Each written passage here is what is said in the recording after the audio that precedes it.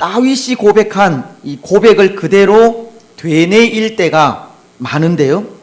다윗은 시편 3편 3절을 통해 이런 고백을 했습니다.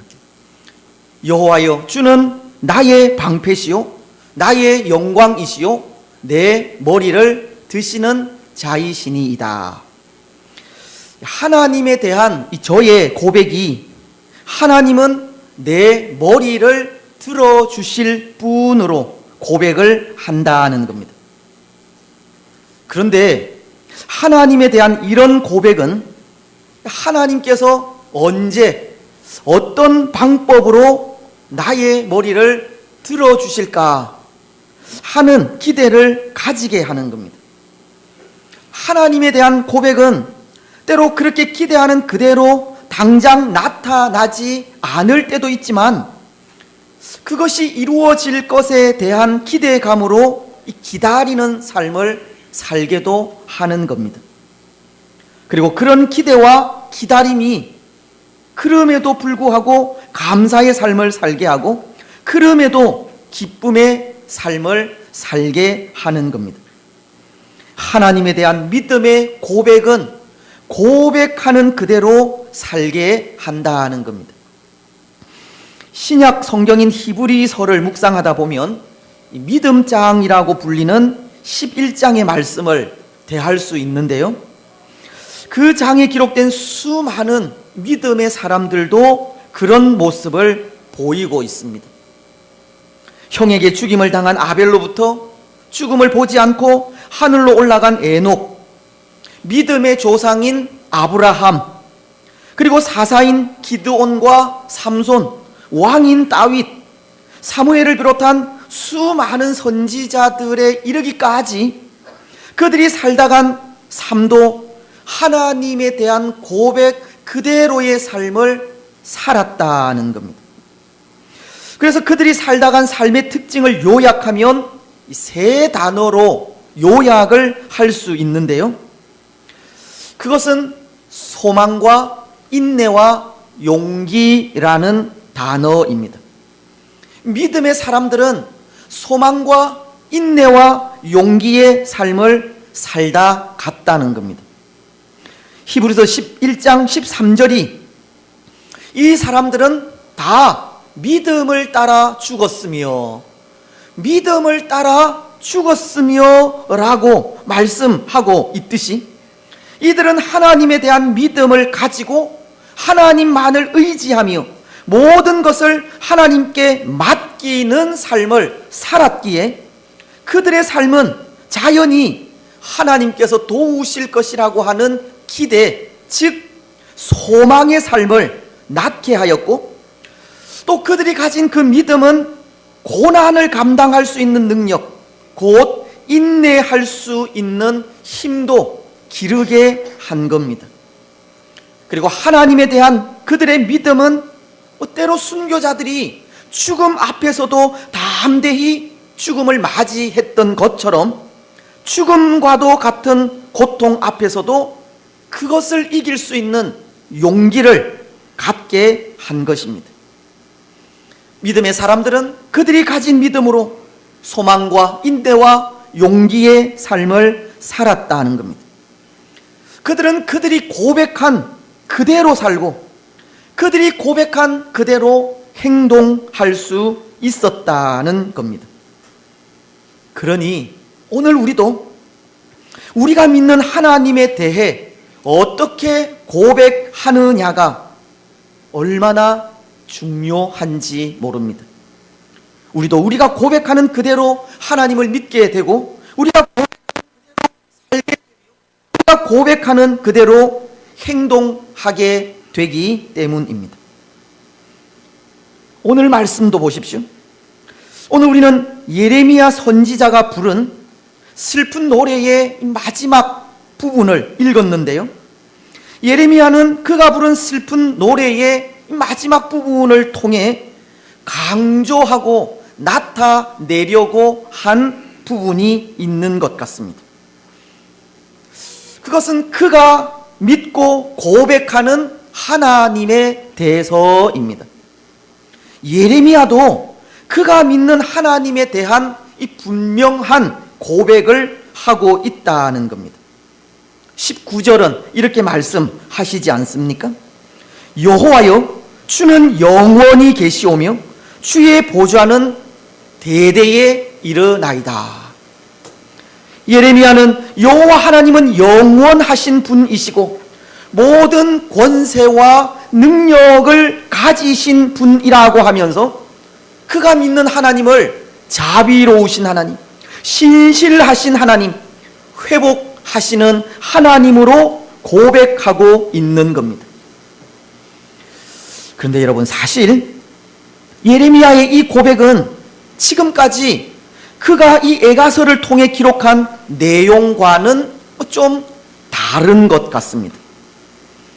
어쩌면 예레미야는 지금까지 그의 슬픈 노래를 통해 조국인 유다의 죄악과 이 황폐함을 토로하면서 하나님께 도와주시기를 소망하며 나아가는 간구의 글을 썼다면, 오늘 이 마지막 부분에서는 지금까지의 내용과는 다르게 그가 믿는 하나님을 고백하며 나아가고 있기 때문입니다. 여호와는 하나님이시고 여호와는 영원하신 분이시며 여호와는 모든 권능을 가지신 분이라고, 그는 그가 믿는 하나님에 대한 분명한 고백을 하고 있다는 겁니다.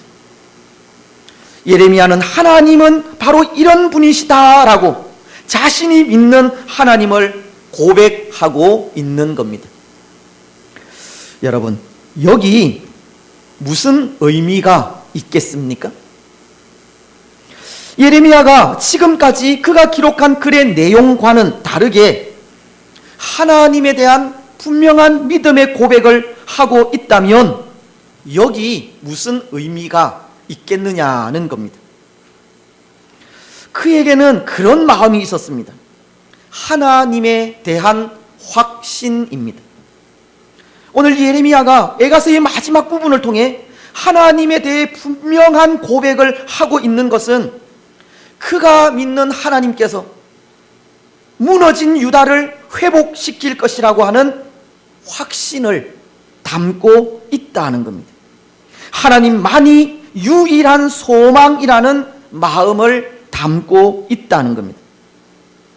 물론 지금까지도 그는 유다의 죄악과 부패를 고백하면서 하나님만이 유다를 회복하실 분임을 확신하며 나아갔지만, 오늘 이 마지막 부분을 통해 다시 한번 하나님에 대한 분명한 믿음의 고백을 함으로 하나님만이 도움이심을 확신하고 있다는 겁니다. 하나님께서 회복하실 것이라고 하는 확신이 있었다는 겁니다. 그렇습니다, 여러분. 그런데 그런 것 같습니다. 우리는 앞서서 우리가 믿는 하나님을 어떤 하나님으로 믿고 고백하느냐가 중요하다는 말씀을 드렸듯이, 우리가 믿는 하나님에 대해 확신하며 나아가는 일도 참 중요한 일인 것 같습니다. 오늘 예레미야가 그가 믿는 하나님을 영원하신 분이시고 모든 권세와 능력을 가지신 분으로 지금 바벨론에 의해 포로되어져 있는 이 유다를 회복시키실 분이라고 확신하며 나아가고 있듯이, 우리도 우리가 믿는 하나님에 대해 우리 마음으로 확인하고 확신하는 일이 참 중요한 일이라는 겁니다. 왜냐하면 때로 우리에게도 우리 삶에 고난이 오고 갈등이 생길 때 하나님이 어떤 분이신지 다시 한번 확인하고 확신할 때 하나님에 대한 믿음을 더욱 견고하게 할 수 있기 때문입니다. 우리 마음에 낙심이 오고 흔들릴 때 우리가 믿는 하나님이 어떤 분이신지를 바로 알고 바로 믿고 바로 고백하게 된다면 그 아픔을 이길 수 있는 힘을 공급받을 수 있다는 것입니다. 오늘 예레미야가 그가 믿는 하나님을 고백하면서 하나님의 도우심을 확신하고 있듯이, 오늘 우리도 하나님에 대한 우리의 분명한 고백이 하나님을 향한 우리의 믿음을 더욱 견고하게 한다는 겁니다. 그래서 시편을 기록한 이 시편 기자들도 보십시오. 그들도 하나님에 대한 분명한 고백을 하며 나아가는 모습들을 많이 볼 수 있는데요. 특히 다윗을 볼 때 그는 아들인 압살롬의 반역으로 이 옷도 제대로 갖추어 입지 못하고 머리는 풀어 헤친 채 광야로 도망을 간 적이 있었습니다. 사무엘하 15장 30절은 그때의 상황을 이렇게 묘사하고 있습니다.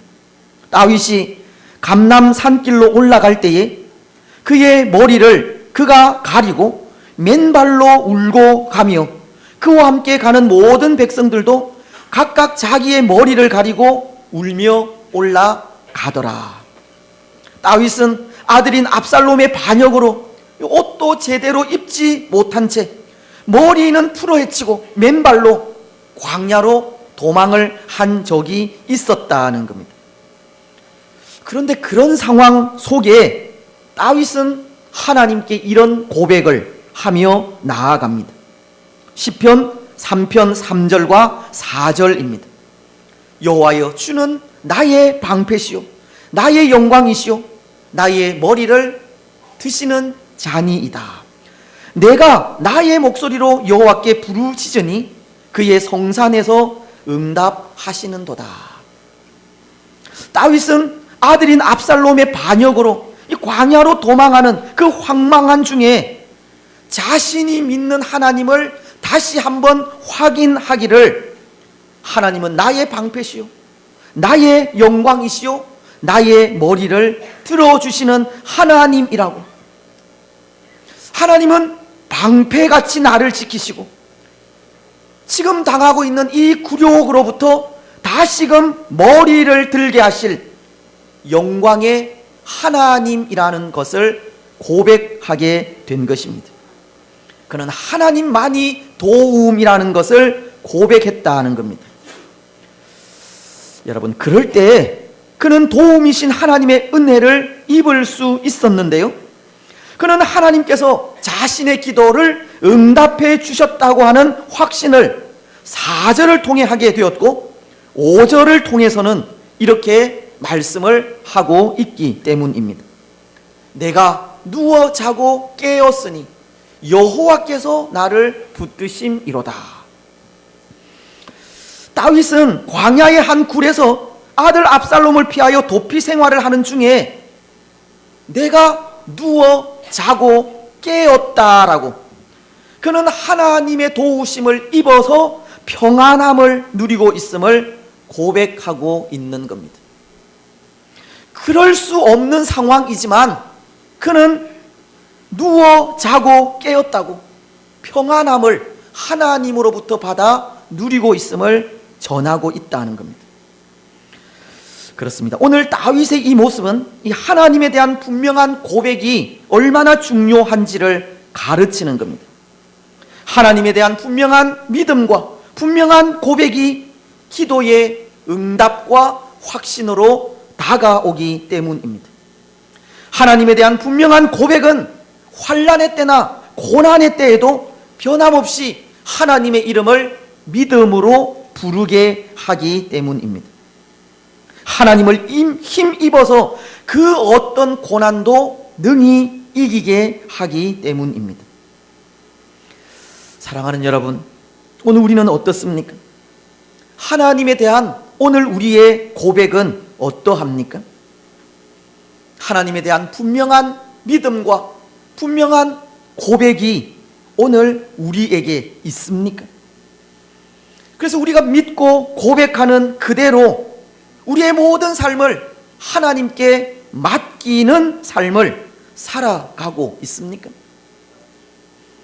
그 하나님께서 고난 속에서도 우리를 보호하시고 지켜주실 것을 믿고 두려워하지 않고 담대해 하고 있습니까? 때로 염려와 걱정 앞에서도 다윗과도 같이 누워 자고 깨는 평안함을 누리고 있습니까? 분명한 것은 오늘 우리가 하나님을 바로 알고 바로 믿고 바로 고백할 때, 그때 하나님은 우리의 소망이 된다는 겁니다. 우리가 하나님을 바로 알고 바로 믿고 바로 고백할 때, 그때 하나님은 우리의 힘으로 다가오시는 겁니다. 그때 하나님은 우리를 도우십니다. 하지만 하나님에 대한 바른 믿음도 바른 고백도 없다면 고난의 때 우리는 하나님의 이름을 부를 수도 의지할 수도 없게 될 뿐만 아니라 하나님은 결코 우리의 소망도 도움도 될 수가 없습니다. 사랑하는 여러분, 오늘 우리는 하나님에 대한 바른 믿음, 바른 고백을 가지시기 바랍니다. 하나님에 대해 적당히 알고 어중간히 믿고 어설프게 고백하는 것이 아니라 하나님을 분명히 알고 확실하게 믿고 진실하게 고백하시기를 바랍니다. 그래서 우리가 당하는 환난의 때 우리가 믿고 고백하는 하나님으로 인해 모든 어려움을 넉넉하게 이겨 가시기를 바랍니다.